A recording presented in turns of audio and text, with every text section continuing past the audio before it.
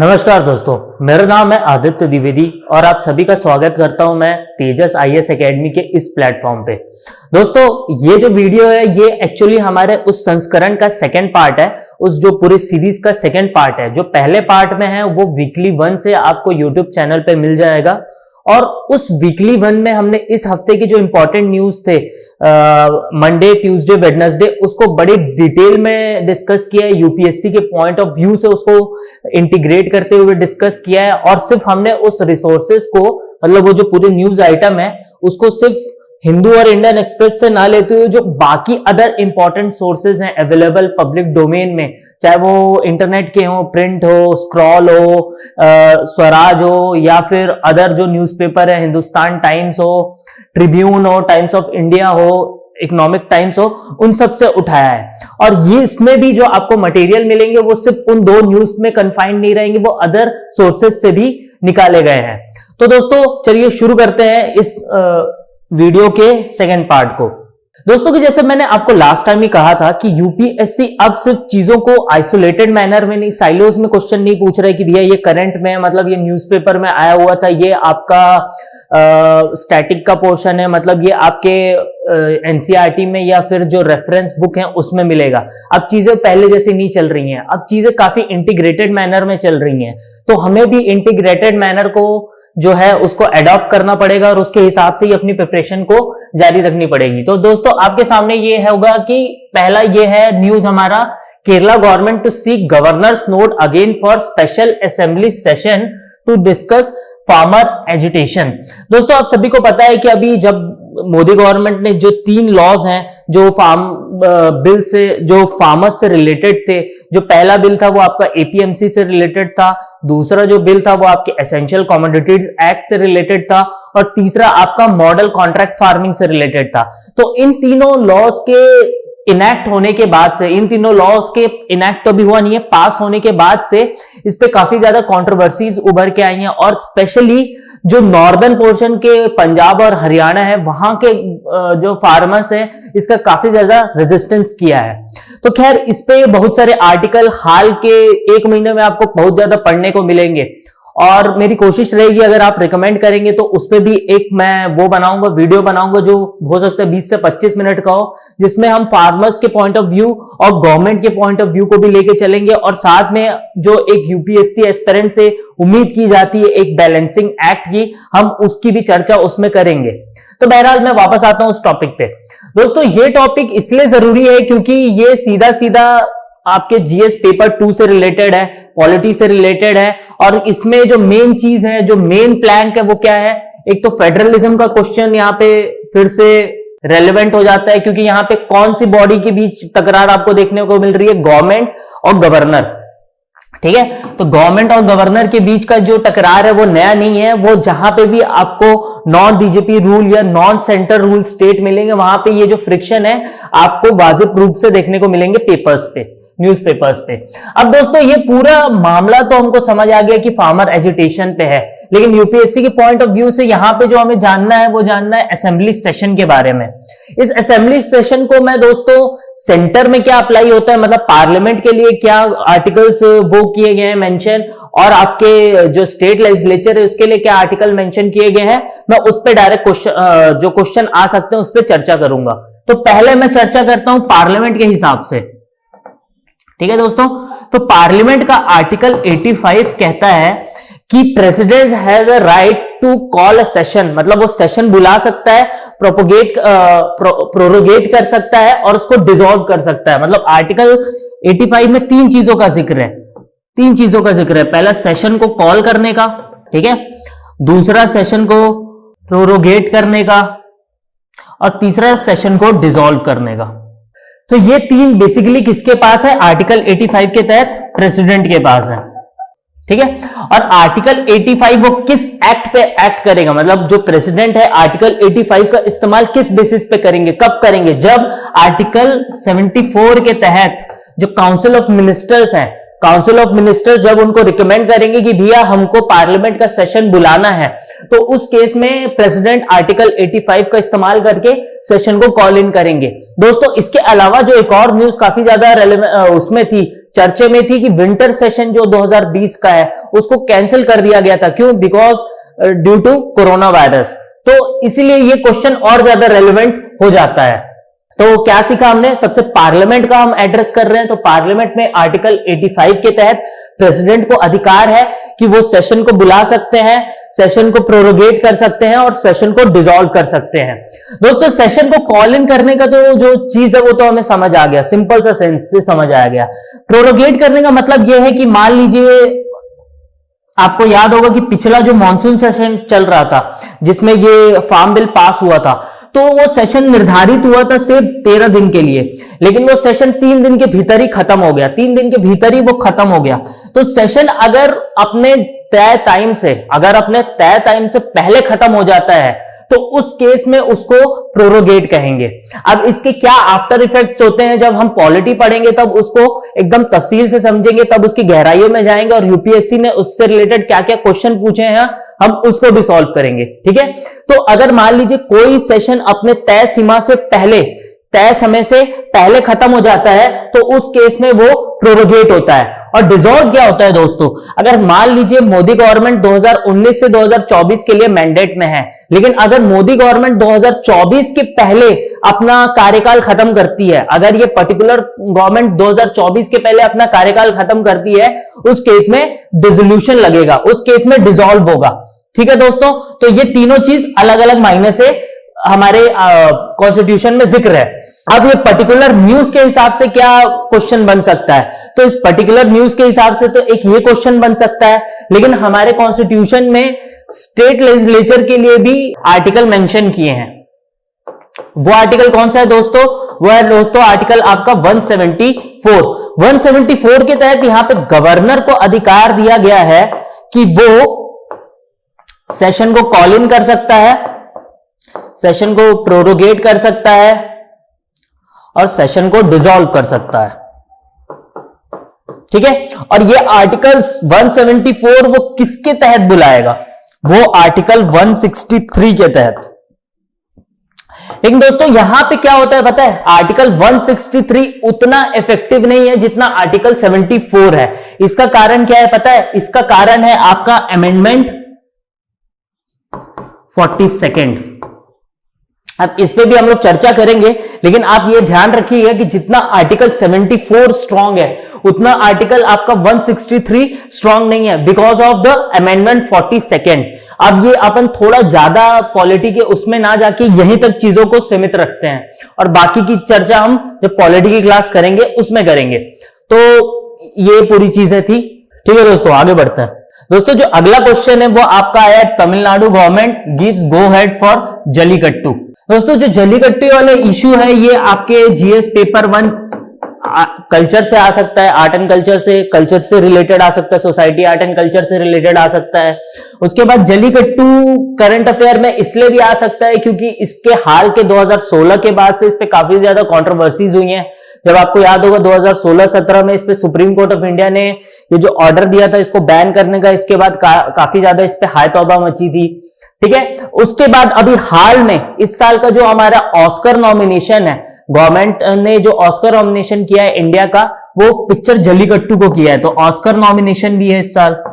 ठीक है, तो ये हाल फिलहाल में चर्चे में रहा है। अब जल्लीकट्टू के बारे में हमें देखना क्या है, तो दोस्तों ये जल्लीकट्टू जो है वो मेनली आपके तमिलनाडु में होता है और तमिलनाडु में ये पोंगल के वक्त में मनाया जाता है। पोंगल मेनली हमारे जो साउथ इंडियन दोस्त हैं जो तमिलनाडु के हैं वो उनके लिए न्यू ईयर फेस्टिवल जैसा रहता है। अब जल्लीकट्टू में हमें जो जानना है वो इंपॉर्टेंट ये है कि इसमें जो बुल्स के इस्तेमाल होते हैं, इसमें जो बुल रहता है वो कौन सी प्रजाति का होता है, तो वो होता है आपका बॉस इंडिकस। ठीक है, बॉस इंडिकस यानी देसी बैल। ठीक है, तो किस बुल का इस्तेमाल होता है दोस्तों यहाँ पे? Bos indicus. अब मैं इसी बॉस इंडिकस से रिलेशन को लेके जाऊंगा कहां? कर्नाटका में। ये न्यूज इस हफ्ते की नहीं है लेकिन हाल की न्यूज है, दिसंबर की न्यूज है। और आपको पता होगा कि जो कर्नाटका की जो गवर्नमेंट है उसने अपने विधानसभा में एक बिल पास किया है जिसका नाम है prohibition of cow slaughter act. जो मतलब वो मेनली काउ स्लॉटर जो होते हैं उसके ऊपर बैन लगा रहा है, लेकिन उसमें काउ स्लॉटर का जो बैन है उसका जो मैंडेट है उसको बढ़ा के उसने उसमें बैल्स को भी शामिल कर लिया है और उसमें उसने बफेलो को भी शामिल कर लिया है, मतलब बुल और बफेलो को भी शामिल किया है। और जिस बुल को उसने शामिल किया है वो है आपका बॉस इंडिकस, ठीक है। तो कर्नाटका में जो काउ स्लॉटर एक्ट आया है, एनिमल स्लॉटर एक्ट आया है, उसमें उसने अपने मैंडेट को बढ़ा के ना सिर्फ काउ के बीफ पे बैन लगाया है, उसके प्रोक्योरमेंट, उसके ट्रेडिंग, उसके जो पूरा प्रोसेस है उस पर बैन लगाया है, बल्कि बैल और बफेलो के भी जो बीफ है उस पर बैन लगाया है। और उसमें किस बैल को उन लोगों ने शामिल किया है जो प्रोहिबिटेड है, वो है आपकी बॉस इंडिकस, ठीक है दोस्तों। तो ये होता है आपका सेकंड। अब दोस्तों आते हैं हम लोग third, high court order BTC floor test by December 26। दोस्तों ये जो न्यूज है ये काफी ज्यादा रेलेवेंट है, काफी ज्यादा रेलेवेंट इसलिए है क्योंकि आपको याद होगा कि जब हम लोग मार्च अप्रैल या मई का जो दौर चल रहा था या उसके पहले ये जो आपका बोडोलैंड था वो काफी ज्यादा चर्चे में था। चर्चे में इसलिए था क्योंकि गवर्नमेंट ऑफ इंडिया ने हाल में बोडोलैंड अकॉर्ड साइन किया था, और बोडोलैंड अकॉर्ड साइन होने के बाद प्राइम मिनिस्टर मोदी खुद बोडोलैंड गए थे और बोडोलैंड जाके उनने बहुत ही ऐतिहासिक भाषण दिया था। अब अगर आप हमारे इंटरनल सिक्योरिटी के पॉइंट ऑफ व्यू से देखें, ये न्यूज 2-3 जो पेपर है उसमें इंपॉर्टेंट हो जाएगा। पहला तो आपका GS1 में इंपॉर्टेंट हो जाएगा क्योंकि बोडोलैंड में जो वहां की जो बोडो प्रजातियां हैं उसकी वजह से जो उनका कल्चर और सोसाइटी है उसको ध्यान में रख के जो यूपीएससी है वो क्वेश्चन पूछ सकती है, तो GS1 में वो रेलेवेंट हो गया। GS2 में पॉलिटी के हिसाब से क्वेश्चन पूछा जा सकता है, वो मैं बताऊंगा कि पॉलिटी के हिसाब से कैसे क्वेश्चन पूछा जाएगा, तो GS2 के हिसाब से ये इंपॉर्टेंट हो गया। और GS3 के हिसाब से ये इसलिए इंपॉर्टेंट हो गया क्योंकि ये जो इंटरनल सिक्योरिटी है उसके लिए भी एक बहुत बड़ा मुद्दा था, ठीक है। तो ये GS1, 2, 3 तीनों के लिए काफी इंपॉर्टेंट है और ये 2019-20 में ये कंक्लूड हुआ है और उसके बाद से अभी तक कोई क्वेश्चन नहीं पूछा गया है, ना 2020 के प्रीलिम्स में पूछा गया है। हो सकता है 2020 का जो मेंस होगा जो जनवरी 21 में होने वाला है उसमें हो सकता है क्वेश्चन पूछे, लेकिन अगर वो बाई चांस उसमें भी नहीं पूछा तो इसकी जो चांसेस है वो काफी ज्यादा राइज हो जा रहे हैं कि वो प्रीलिम्स 21 में पूछ ले। तो देखते हैं इसमें था क्या कहानी। तो मैं छोटी सी जो इसकी पटकथा है वो आपको पहले समझा देता हूं। दोस्तों जो बोडोलैंड है, जो बोडो आपको जो इलाका मिलेगा, जो असम का जो इलाका है उसका जो नॉर्थ वेस्टर्न इलाका है वहां पे 4-5 जो डिस्ट्रिक्ट्स बने हुए हैं, ऑटोनोमस डिस्ट्रिक्ट्स बने हुए हैं। वहां पे दोस्तों मेनली इंसर्जेंसी काफी ज्यादा राइज अप रही है हाल के 25-30 सालों में, और वो हाल के 5 सालों में काफी ट्रिकल डाउन हुई है। तो मेन उनका जो प्रोटेस्ट था वो प्रोटेस्ट इसलिए था क्योंकि वहां पे जो बोडो समाज है उनको लगता था कि उनकी जमीन पे जो बाहरी हैं वो आके रहना शुरू कर रहे हैं, जिसकी वजह से जो उनके जो कल्चर है और उनकी जो जेन्युइननेस, मतलब जो उनकी यूनिकनेस है उस पर खतरा बन रहा है, और साथ ही उनका जो एक सोर्स ऑफ वो है इनकम है लैंड पे एक्वायर करने की वजह से वो भी उनके लिए खतरा होता जा रहा है। और जिस तरीके से जो उनका जो बोडोलैंड का जो टेरिटोरियल बांटा गया था उससे भी वो लोग टोटली डिससेटिस्फाई थे। तो फाइनली जाके बोडोलैंड अकॉर्ड होता है 2019 में, 2019-20 में, और कोरोना लगने के पहले प्राइम मिनिस्टर मोदी वहां जाते भी हैं और वहां पे जाके वो ऐतिहासिक भाषण देते हैं। उस भाषण के बाद से दोस्तों हाल में आपके अक्टूबर-नवंबर में वहां पे बोडोलैंड टेरिटोरियल काउंसिल के इलेक्शंस होते हैं, और बोडोलैंड टेरिटोरियल काउंसिल के जब इलेक्शंस होते हैं तो वो कई महीनों में काफी इंपॉर्टेंट हो जाते हैं, क्योंकि पहला महीना यह है कि वहां पे बोडोलैंड अकॉर्ड के बाद इलेक्शन हो रहा है, ठीक है। तो उस वजह से वहां पे ये देखना काफी दिलचस्प है कि वहां की जो आम जनता है उसने उस अकॉर्ड को किस रूप में एक्सेप्ट किया है या रिजेक्ट किया है, पहली चीज। दूसरी चीज, वहां पे जो ट्रेडिशनल एलाई थी, मतलब जो वहां की जो एलाई थी जिसके साथ वहां की जो इनकम्बेंट गवर्नमेंट है, बीजेपी की गवर्नमेंट कोलिजन में थी, वो दोनों इस बार साथ में न जाके अगेंस्ट में गए थे। तो वो भी ज्यादा देखना काफी दिलचस्प था कि इस बार इलेक्शन किसके फेवर में ज्यादा टर्न होगा, वहां की जो बोडोलैंड पार्टी है उसके फेवर में टर्न होगा कि बीजेपी के फेवर में टर्न होगा। तो खैर इलेक्शन के रिजल्ट्स तो उतने क्लियर नहीं आए हैं, लेकिन एक चीज वहां पे देखने को मिली है कि वहां पे जो डेमोक्रेसी है उसको काफी बेहतर तरीके से मनाया गया। इस प्रोसेस को, डेमोक्रेसी के इस प्रोसेस को काफी बेहतर ढंग से वहां की पीपल्स ने एक्सेप्ट किया है। अब वापस आते हैं हम अपने यूपीएससी के पॉइंट ऑफ व्यू से। तो पहला बोडोलैंड अकॉर्ड को आप लोग एक बार देख लेंगे, है ना, कि उसमें क्या समझौते हुए, क्या समझौते नहीं हुए। और इसको थोड़ा डिटेल में देखने के लिए मैं आपको सजेस्ट करूंगा कि आप राज्यसभा टीवी जाएं और वहां पे बोडोलैंड अकॉर्ड आप एक बार टाइप करेंगे तो आपको वहां पे 3-4 वीडियोस मिल जाएंगे। अगर उन 3-4 वीडियोस को आपने पूरी तरह देख लिया तो फिर तो आपको कोई और सोर्स प्रेफर करने की जरूरत ही नहीं है। अगर उसमें से आपने एक भी देख लिया तो भी आपके लिए वो सेल्फ सफिशिएंट होगा। अब यहां पे दोस्तों बीटीसी काउंसिल, ठीक है, तो सबसे पहले हम ये जानते हैं कि बीटीसी काउंसिल है क्या। तो ये दोस्तों शेड्यूल 6 जो है हमारा, उसके तहत ये जो बीटीसी काउंसिल है वो क्रिएट की गई है। अब ये शेड्यूल 6 क्या है इसको हम पॉलिटी में समझेंगे, लेकिन अभी मैंने आपको एक रेफरेंस दे दिया है कि ये शेड्यूल 6 के तहत इनके बीटीसी काउंसिल्स के इलेक्शंस हुए। अब मैं आपको लेकर जाता हूं कि इनका ज्योग्राफिकल वो क्या है, लोकेशन क्या है। तो देखिए दोस्तों, ये वाला मैप काफी सबसे क्लियर है। तो इसमें क्वेश्चन आ सकता है कि आप जो बोडोलैंड की टेरिटरीज है, उदालगिरी, बक्सा, चिरांग और कोकराझार को ईस्ट टू वेस्ट कीजिए या वेस्ट टू ईस्ट कीजिए। तो ध्यान से आप देख लीजिए, अगर ईस्ट टू वेस्ट बोलेगा तो उदालगिरी पहले आएगा, बक्सा बाद में आएगा, चिरांग उसके बाद आएगा, कोकराझार उसके बाद आएगा, ठीक है। और वेस्ट टू ईस्ट बोलेगा तो फिर वो जो ऑर्डर है वो टोटली रिवर्स हो जाएगा। चलिए दोस्तों वापस चलते हैं।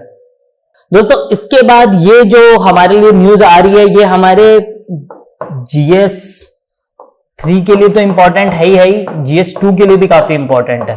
क्या है news? Navy makes strong pitch as a debate over third aircraft carrier revives. दोस्तों इस पे मैंने 5 मिनट का एक छोटा सा वीडियो भी बनाया है, लेकिन चूंकि अब अगर आपको वो टाइम मिलेगा तो आप वो वीडियो देखिएगा, नहीं टाइम मिलेगा तो भी मैं इस इशू को एकदम डिटेल में आपके साथ डिस्कस कर लेता हूं। दोस्तों जो एयरक्राफ्ट कैरियर होता है वो मेनली जो उसका इस्तेमाल होता है वो काफी इंपॉर्टेंट होता है सीज में, क्योंकि एयरक्राफ्ट कैरियर ना सिर्फ आपको एक एज देता है लार्ज शिप होने की वजह से सी में, बल्कि वो एक तरह से जैसा कि नाम बता रहा है वो एयरफोर्स के लिए भी इस्तेमाल में आता है और उसमें आप अच्छी खासी जो आर्मी है उसको भी कैरी कर सकते हैं one place to another place. मतलब वो कार्गो को भी ट्रांसपोर्ट करता है, वो एरोप्लेन्स के जो टेक ऑफ है और वो है लैंडिंग है उसके लिए भी सपोर्टिव है, और साथ में उसके साइज की वजह से आप उसका इस्तेमाल एक फेयर साइकोसिस के लिए भी इस्तेमाल कर सकते हैं। तो एयरक्राफ्ट कैरियर के कई इस्तेमाल है। करंटली वर्ल्ड में सिर्फ 43 एयरक्राफ्ट कैरियर्स हैं, ठीक है, वर्ल्ड में अभी सिर्फ 43 एयरक्राफ्ट कैरियर्स हैं। और मेजॉरिटी ऑफ देम किसके पास हैं दोस्तों? मेजॉरिटी ऑफ देम आपका यूएसए के पास है, यूके के पास है, फ्रांस के पास है, चाइना के पास है और रशिया के पास है, ठीक है। तो majority of them in 5 countries के पास है 43 में से। और इंडिया के पास एट प्रेजेंट कितना है? तो इंडिया के पास एट प्रेजेंट सिर्फ एक है, उसका नाम है INS विक्रम आदित्य। और ये दोस्तों हमने किससे लिया था? ये हमने लिया था रशिया से लिया था, और ये कमीशन हुआ था 2018 में, ठीक है दोस्तों। प्रीलिम्स के पॉइंट ऑफ व्यू से वो इंपॉर्टेंट है और मेंस के पॉइंट ऑफ व्यू से ये इंपॉर्टेंट है, क्योंकि यूपीएससी कभी भी ये नहीं पूछने वाला है कि वर्ल्ड में कितने नंबर ऑफ एयरक्राफ्ट कैरियर्स हैं, क्योंकि ये बड़ा ही एक टाइम डिपेंडेंट क्वेश्चन है। हो सकता है जब यूपीएससी पूछे तब तक 3-4 और आ जाएं, है ना। और साथ में ये काफी ज्यादा फैक्चुअल इन नेचर भी है, जिसके पूछे जाने की उम्मीद कम है, लेकिन इंडिया वाले पे क्वेश्चन पूछ सकता है। अब वापस से मैं इस वाले सेगमेंट में आता हूं कि ये जो 5 कंट्रीज आप देख रहे हैं, वो 5 कंट्रीज में जो यूके है उसके पास वर्ल्ड का सबसे बड़ा जो एक EEZ जो आपने सुना होगा, जो 200 नॉटिकल माइल्स तक होता है, इकोनॉमिक जोन जो होते हैं, ठीक है, एक्सक्लूसिव इकोनॉमिक जोन, वो यूके के पास वर्ल्ड का सबसे बड़ा एक्सक्लूसिव इकोनॉमिक जोन है। उसके बाद किसके पास है? फ्रांस के पास है, ठीक है, इन दोनों के पास है। इसके बाद जो आपका यूएसए है उसके पास भी एयरक्राफ्ट कैरियर इसलिए इंपॉर्टेंट हो जाता है क्योंकि उसने अपने डिफरेंट लोकेशंस पे अपने डिफेंस पोर्ट बना के रखे हैं। जैसे कि उसने आपका जो साउथ कोरिया है, वहां पे एक शिप बना के रखी हुई है, जापान पे बना के रखी हुई है, डियोगो गार्सिया जो मॉरिशस का जो पार्ट है वहां पे बना के रखा हुआ है।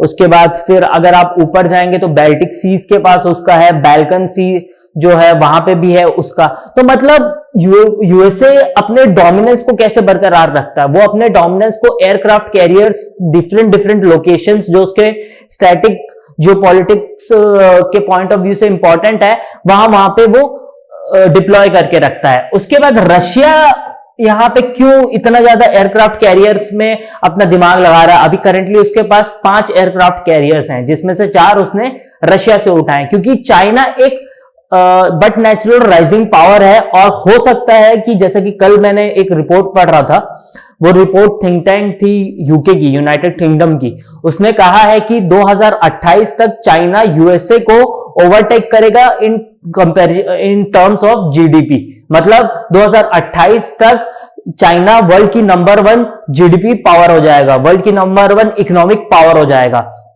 तो जाहिर तौर पे चाइना का जो राइज है वो हमने हाल के 6-7 सालों में तो देखा ही है, और इसका राइज आने वाले सालों में और ज्यादा स्ट्रेंथन हो जाएगा। ठीक है, अब चाइना के राइज से इंडिया वालों को क्या सीख लेने की जरूरत है?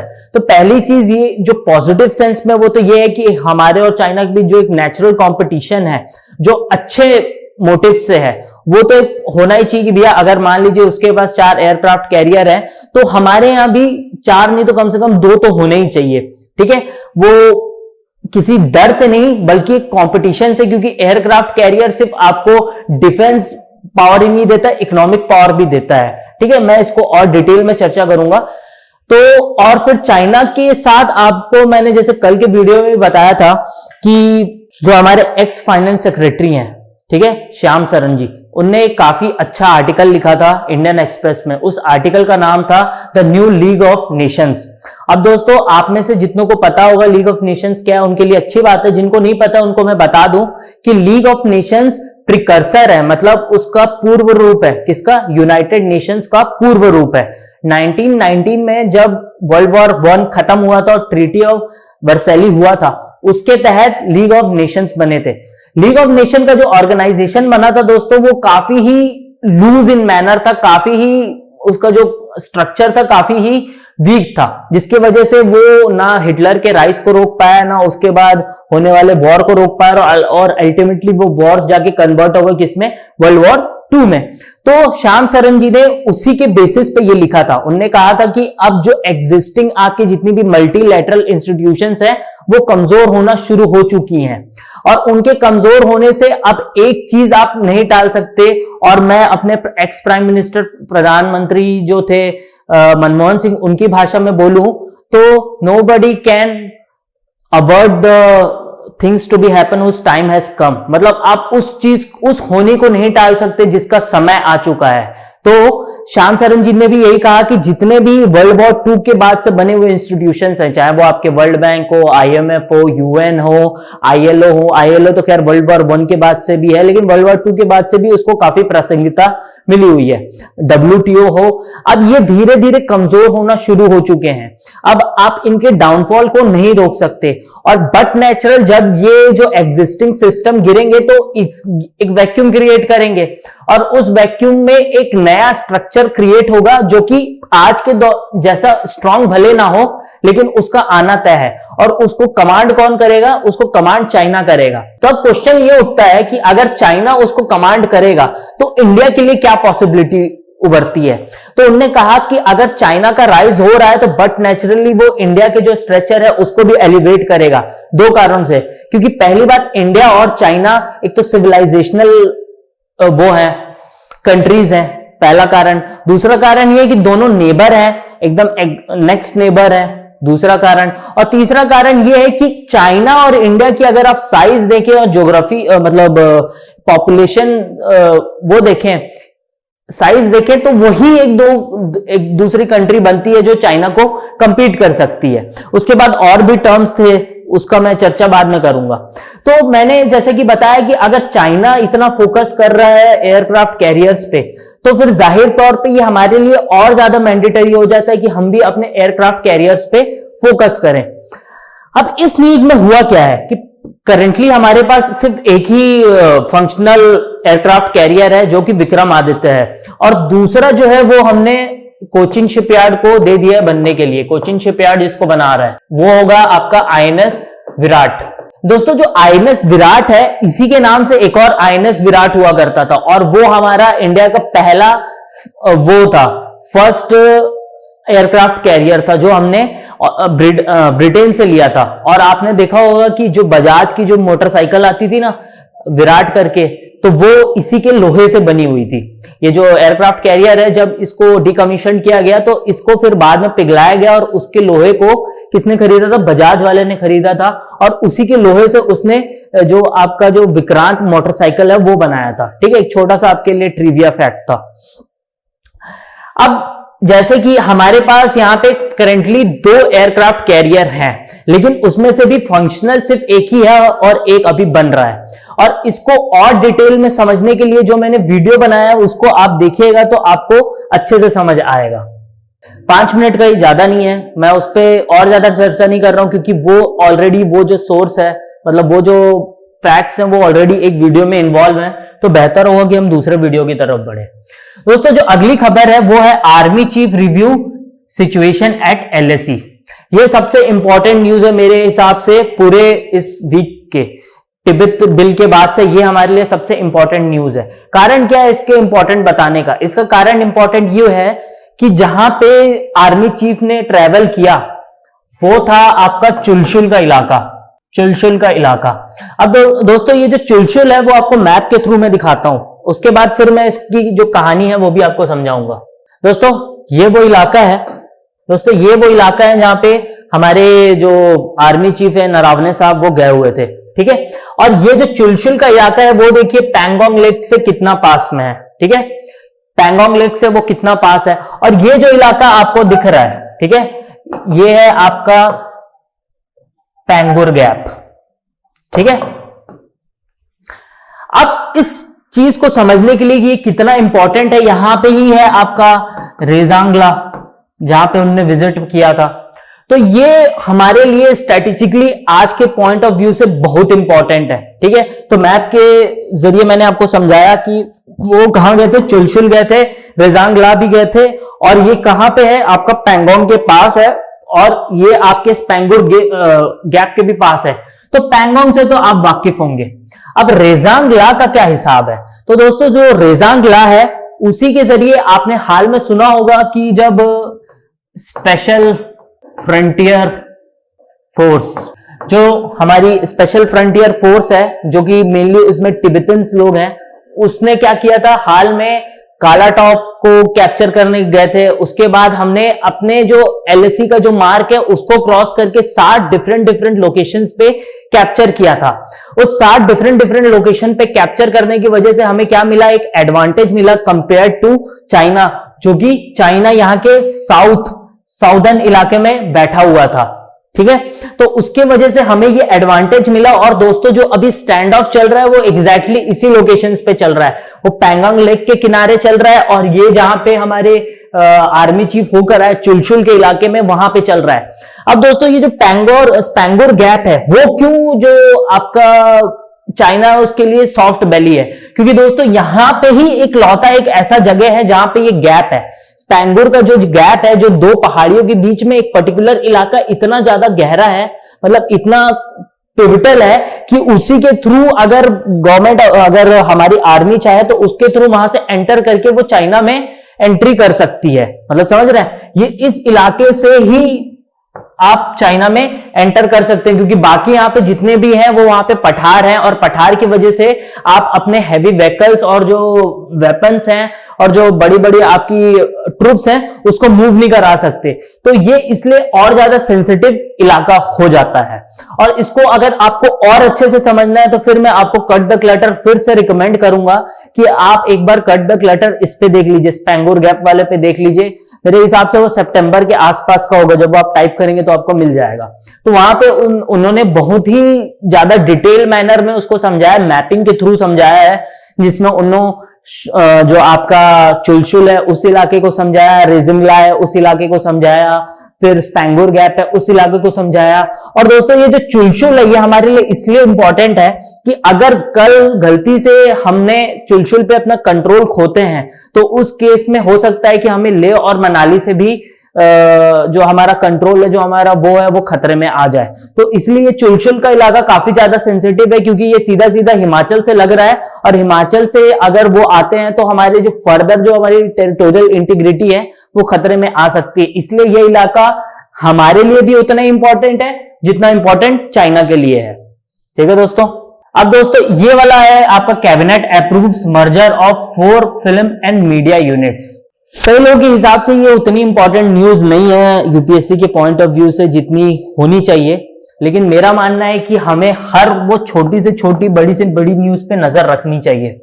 एक्चुअली ये न्यूज को मैंने सेलेक्ट करने का कारण इसलिए किया क्योंकि मैं पीएमओ को भी फॉलो करता हूं और पीएमओ ने ये न्यूज अपने ट्विटर हैंडल पे डाला था। तो मुझे लगता है कि अगर पीएमओ कोई न्यूज अपने ट्विटर हैंडल पे डाल रहा है तो वो ऑटोमेटिकली काफी ज्यादा इंपॉर्टेंट हो जाती है और यूपीएससी कभी भी उससे क्वेश्चन पूछ सकता है। तो दोस्तों यहाँ पे हुआ ये है कि जैसा कि आप जानते हैं कि हमारे यहाँ कई सारी इंडस्ट्रीज एक्ट करती हैं। हमारे इंडियन फिल्म इंडस्ट्री में कई सारी इंडस्ट्री है। एक हिंदी सिनेमा इंडस्ट्री है जो बेसिकली आपके मुंबई में लोकेटेड है, हिंदी सिनेमा इंडस्ट्री है जिसको बॉलीवुड भी कहा जाता है। उसके बाद फिर आपकी तमिल इंडस्ट्री है, उसके बाद तेलुगु, कन्नड़, मलयालम, पंजाबी, भोजपुरी, बंगाली, आसमी। तो ऐसे करके हमारे यहाँ मल्टीपल जो अलग अलग सेक्शंस हैं, अलग अलग जो रीजन है वो अपनी अपनी एक पिक्चर बनाते हैं जो कि कुल साल में 2000 से 3000 फिल्में प्रोड्यूस करता है। दोस्तों ये संख्या 2000 से 3000 आपको सिर्फ इसी से समझ आएगा कि वर्ल्ड में जितनी फिल्में प्रोड्यूस होता है ये उसका 40% है। ठीक है, वर्ल्ड में जितनी फिल्में प्रोड्यूस होता है उसका ये 40% है। तो गवर्नमेंट ऑफ इंडिया का ये प्रपोजल है कि भाई अगर आपके यहाँ वर्ल्ड की 40% अगर पिक्चरें प्रोड्यूस होती हैं तो जाहिर तौर पे आपके ऊपर एक जिम्मेदारी आ जाती है कि जो आपकी गवर्नमेंट है वो एक ऐसे इंस्टीट्यूशंस क्रिएट करे जिससे ये जो 2K से 3K है जो पिक्चरें जो प्रोड्यूस हो रही है वो सिर्फ नंबर में नहीं क्वालिटी में भी अच्छी हो और बिजनेस भी करे। अगर आप बिजनेस पॉइंट ऑफ व्यू से देखें तो हमारी जो 2K से 3K सिर्फ 10% ही बिजनेस कर पाती है या उससे भी कम। अच्छे दौर में 10% या उससे भी कम, मतलब जो हमारा जो बिजनेस में जो कैप्चरिंग है, अगर 40% काम अगर हम कर रहे हैं उसके बदले हमें सिर्फ 10% पैसा मिल रहा है तो जाहिर तौर पे ये हमारे क्वालिटी पे भी कहीं ना कहीं शक उठाता है। उसके बाद अगर क्वालिटी नहीं तो हमारे इंफ्रास्ट्रक्चर पे शक उठाता है। उसके बाद फिर ये क्वालिटी इंफ्रास्ट्रक्चर के साथ साथ हमारे जो एक और रीच है, क्योंकि आप इस फिल्म इंडस्ट्री को सिर्फ चकाचौंध तक सीमित नहीं रख सकते, सिर्फ आप इसको आप नाचने गाने तक और मन बहलाने तक सीमित नहीं रख सकते। जो ये फिल्म इंडस्ट्री है वो बहुत बड़ा वेट कैरी करती है, बहुत बड़ा सॉफ्ट पावर कैरी करती है, जिसका इस्तेमाल यूएसए ने बेखूबी किया है। अगर आप आज के दौर में यूएसए को इतना जान रहे हैं तो उसके पीछे यूएसए की पॉलिटिक्स नहीं उसकी पिक्चरें हैं। क्योंकि आप मार्वल्स देखते हैं, आप बैटमैन देखते हैं, आप उससे रिलेटेड कॉमिक्स पढ़ते हैं, तो सॉफ्ट पावर का जितना रीच होता है आम जनता तक उसका रीच आप हार्ड पावर से कभी भी नहीं कर सकते हैं। तो ये हमारा सॉफ्ट पावर भी है।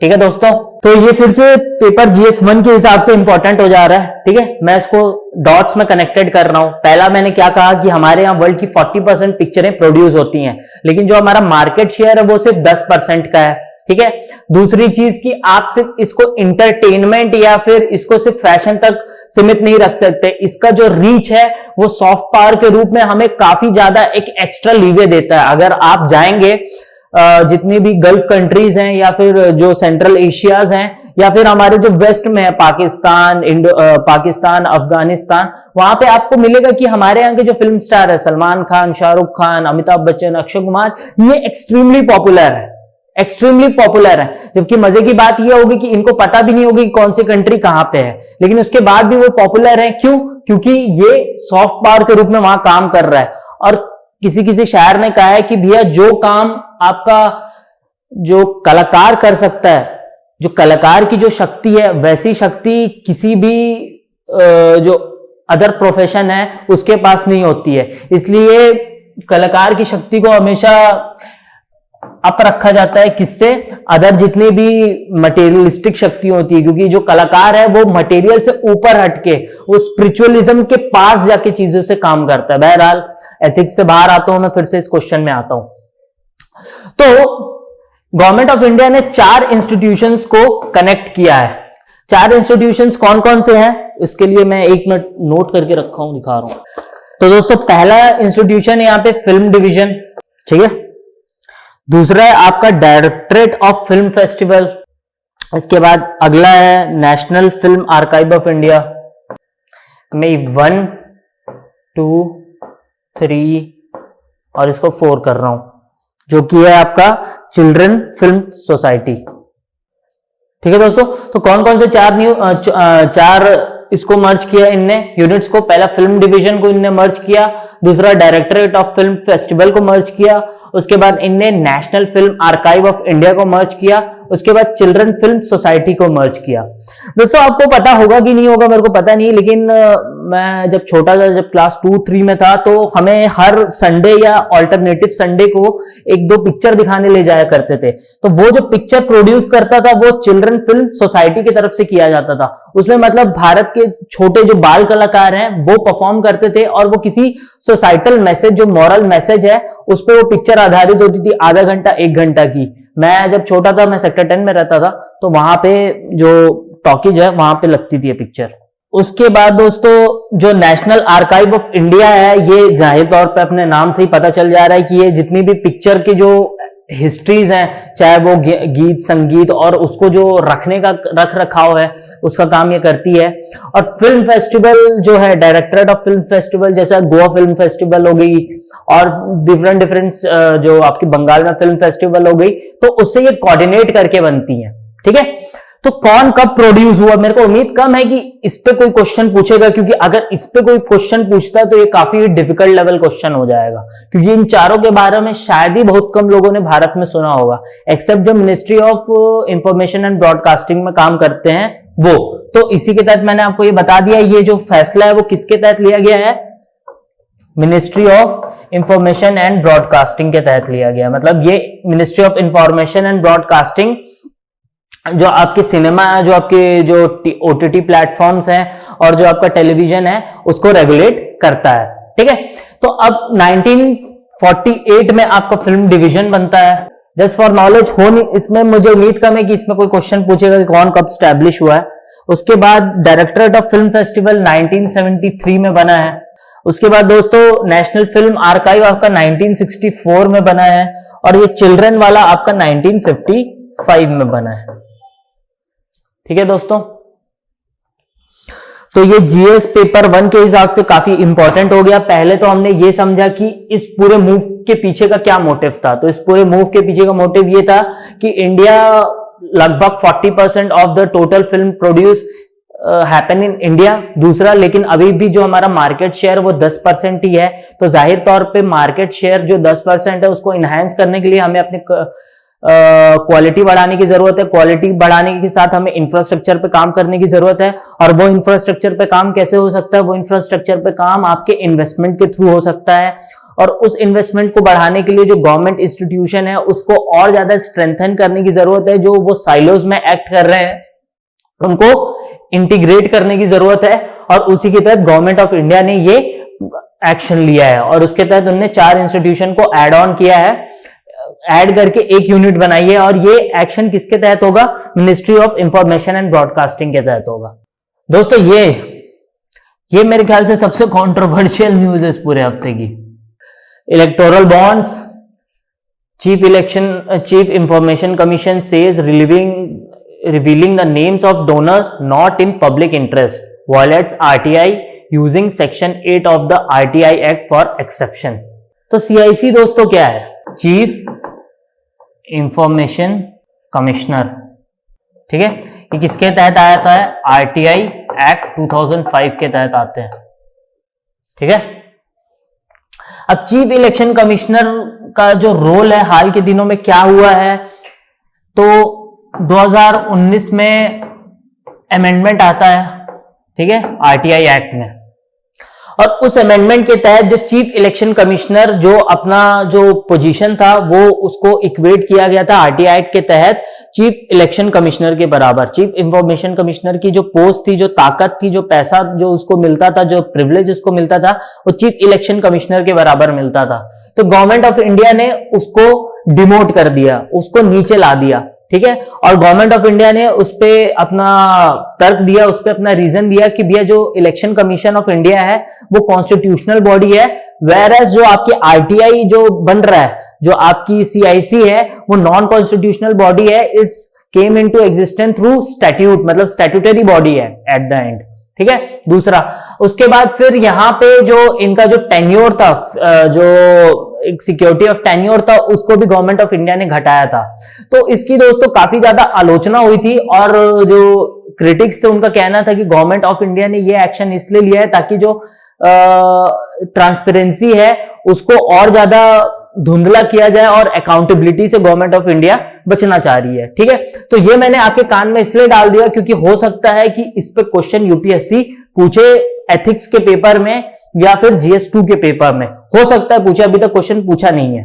अब दोस्तों मैं आता हूं इस पे, इस पर्टिकुलर न्यूज पे। तो दोस्तों जैसा कि आप जानते हैं कि इलेक्टोरल बॉन्ड्स पे क्या है, इलेक्टोरल बॉन्ड्स कि electoral bonds now act as a instrument to finance the political parties. पहले क्या होता था कि करप्शन के मामले काफी ज्यादा उठते थे, ठीक है, करप्शन के मामले काफी ज्यादा उठते थे जो पॉलिटिकल पार्टीज हैं उनके फंडिंग के ऊपर कि भैया आपको ये फंड कहां से मिल रहा है और ये जो फंड आ रहा है वो क्या लीगल है, मतलब ब्लैक मनी तो नहीं है, मनी लॉन्ड्रिंग का मामला तो नहीं है, ऐसे काफी सारे उन पे एलिगेशंस लगते थे। तो गवर्नमेंट ऑफ इंडिया ने इलेक्टोरल बॉन्ड को 2018 में लेकर आया और 2018 में यह तय हुआ कि जो भी आदमी अगर 2000 के ऊपर 2000 तक आप कैश कंट्रीब्यूशन कर सकते हैं, कहां पे, जो आपका पॉलिटिकल पार्टी है ए बी सी जिसको भी आप सपोर्ट करना चाहते हैं उसको 2000 तक की आप कैश डोनेशन दे सकते हैं। लेकिन अगर उसके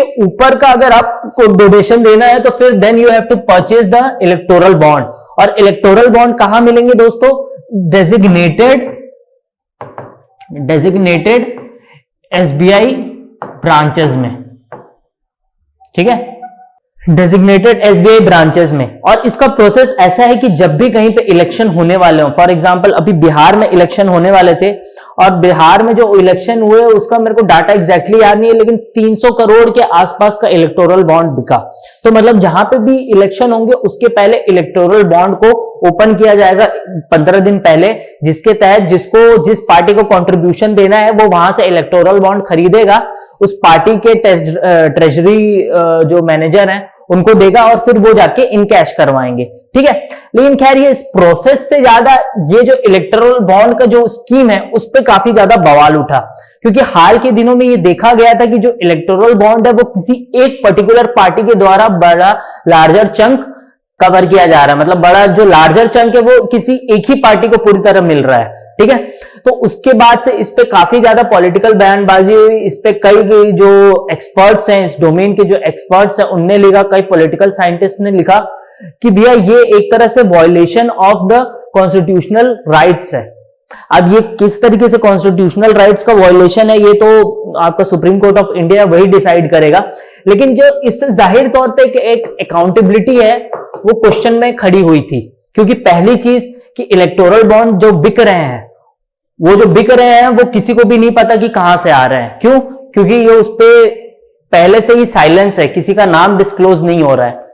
और दूसरी चीज कि जो इलेक्टोरल बॉन्ड बिक रहे हैं वो जिस मैनर में बिक रहे हैं उसके बाद का जो यूटिलाइजेशन है उसका भी कोई एग्जैक्ट डाटा आपको नहीं मिल रहा है। मतलब कि पॉलिटिकल पार्टीज जो खर्चे हो रहे हैं उसका कहां पे इस्तेमाल कर रही हैं उसका भी कोई एक्सपेंडिचर पब्लिक डोमेन में नहीं आ रहा है। और आरटीआई जो है वो जो पॉलिटिकल पार्टीज हैं उन पे भी लागू नहीं हो रहा है। तो एक तरह से यहां पे काफी ज्यादा एक अंधेरा सा है, इस जो बड़ा एक डोमेन है उस पर काफी बड़ा अंधेरा है। अब इस पे मेरे को उम्मीद थी कि काफी सारे एडिटोरियल्स लिखे जाएंगे, लेकिन अभी तक ऐसे एडिटोरियल्स कुछ आए नहीं है। हो सकता है मंडे से इस पे एडिटोरियल्स आना शुरू हो। तो आप ये समझिए कि अपने आप में जो आपका इलेक्टोरल बॉन्ड था वो तो ऐसे पहले से कंट्रोवर्सी में था, ठीक है। उसके ऊपर से ये जो फैसला आया है वो और ज्यादा कंट्रोवर्शियल हो गया है। तो हमें देखना है कि इस पे और क्या एडिटोरियल्स आते हैं, और कुछ और एडिटोरियल्स आएंगे तो उसके हिसाब से मैं आपको सूचित करूंगा, ठीक है दोस्तों। उसके बाद ये आपका आया है तासोकर वेस्टलैंड में, इसको रामसर साइट में इंक्लूड किया गया है। दोस्तों रामसर जो जगह है वो ईरान में है, ठीक है, और वहां पे ये जो ट्रीटी है वो साइन हुई थी, इसी के बाद से इसका नाम रामसर साइट हो गया था। मतलब इसके तहत जितने भी वेस्टलैंड्स हैं, जितने भी वेटलैंड्स हैं, ठीक है, उनको प्रिजर्व करने का काम इस ट्रीटी के तहत होता है। अब ये वेटलैंड जो है वो क्यों इंपॉर्टेंट है, क्योंकि वेटलैंड दोस्तों वो कई तरीके से आपके जो इकोलॉजी है उसको मेंटेन करते हैं। पहला, ये आपका जो कार्बन एमिशन है, जो कार्बन एमिशन है इसको कंट्रोल करते हैं, क्योंकि ये इनके में काफी higher number of carbon sequestration की क्षमता होती है। मतलब जितना कार्बन एमिट होता है इसको ये काफी मात्रा में सिक्वेस्ट कर सकते हैं, एब्जॉर्ब कर सकते हैं। दूसरा, ये आपके जो फ्लड्स आते हैं उसको रेगुलेट करते हैं। वेटलैंड होने से आप देखेंगे कि जो फ्लड मैनेजमेंट है वो काफी इजी हो जाती है। और तीसरी, ये जो इससे रिलेटेड जो फौना है, मेनली बर्ड्स जो हैं, उनका ये नेचुरल हैबिटेट होता है, ठीक है। तो अब जहां पे भी आप पानी देखेंगे, मतलब आप एक लिस्ट निकालिए और उसमें देखिए कि जहां जहां बर्ड सेंचुरी है वहां वहां आपको ये मिलेगा कि वहां आपको बर्ड सेंचुरी जहां जहां मिलेगी वहां आपको पानी मिलेगा। मतलब जहां पानी है वहां पे बर्ड्स का जमावड़ा बट नेचुरल होना है।